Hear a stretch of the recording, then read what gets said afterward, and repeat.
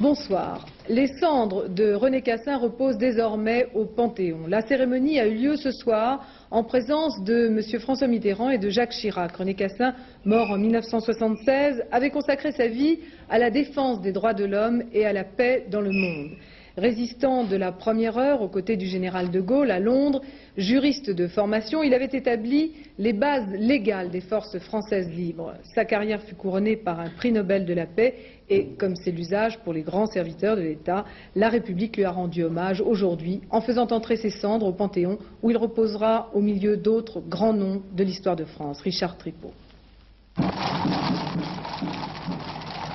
Aux Invalides, c'est l'homme des combats pour la paix, l'homme blessé au front de la Grande Guerre, celui qu'à Londres le général de Gaulle avait appelé Monsieur le Professeur, qui avait reçu l'hommage de la France. Le cortège qui l'accompagnait ce matin vers le Conseil d'État s'apprêtait à saluer le juriste, celui qui avait pris comme règle de vie et de travail la lutte contre toutes les formes d'injustice.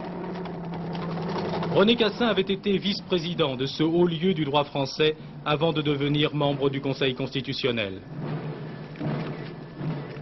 C'est le Premier ministre Jacques Chirac qui devait prononcer l'hommage officiel rendu par les grands corps de l'État à l'artisan de la Déclaration universelle des droits de l'homme.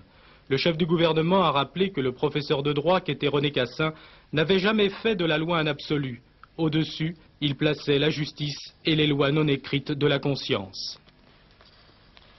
Chez René Cassin, le souci de l'homme était premier.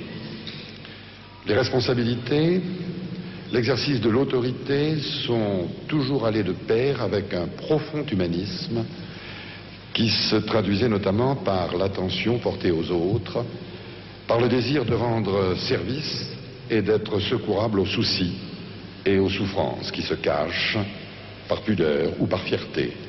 Tant il est vrai que le combat pour les droits de l'homme implique d'abord le respect des hommes qui vous sont confiés et dont vous avez la charge.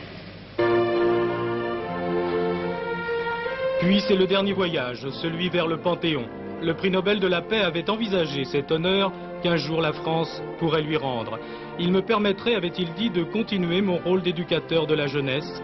C'est en effet par l'éducation et l'enseignement que René Cassin pensait parvenir à ses fins. Ce soir, devant le Panthéon, le président de la République a rendu un hommage sobre à celui qui allait rejoindre Jean Jaurès, Jean Moulin, Voltaire. Tout en saluant les acquis en matière de droits de l'homme et l'apport de René Cassin, François Mitterrand rappelait combien les droits sont fragiles. Je ne parlerai pas des libertés communales, départementales, des droits des travailleurs, des droits des immigrés, des garanties apportées à la liberté d'expression, des mesures contre la discrimination des femmes dans le travail. Tout ceci a été l'œuvre du temps depuis que René Cassin s'est adressé non seulement à la France mais au monde pour en appeler à la raison des hommes. Et voilà que il convient encore et toujours de rappeler que ces droits ne sont jamais nulle part un acquis irréversible, mais qu'ils sont un combat quotidien. Ultime hommage de la nation tout entière à l'un de ses plus ardents défenseurs des droits de l'homme, qui ne s'est pas contenté de théorie, mais qui a consacré toute sa vie à aider les autres à vivre libres.